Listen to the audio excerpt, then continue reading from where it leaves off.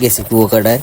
এখন সামনে পড়ছে আবার একটা কি যেন কয় আইসক্রিমের নান দেখায়, মাল মশলা ওই দেন বরফ মরফ গলাইয়া এরপরে কি যেন দিতে আছে মাল মশলা, সবাই দিয়ে খায়।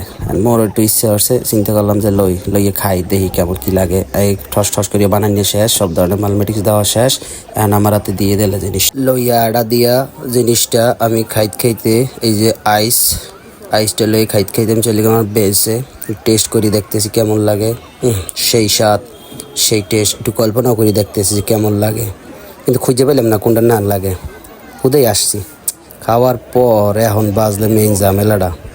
এখন এই যে জমছে নিচে, এ আর আমি কি হরমু, এ হালামু না খাইয়ালামু না কি হরমু, এই মোটে মাথায় ঢুকতে আসে না। দেন কথানি জমছে এবার যে কোনো সময় খাই নেই, এটা কেউ বলতে দেওয়া যাইবে না এই জিনিসটা। এখন কিছু তো একটা করতে হইবে। শেষমেশ দিশা বিশা না পাইয়া ওটারে হারলাম কি, ধরে আসতে বেঞ্চের এক কোনায় হালাই দিয়ে আড্ডে এলাম।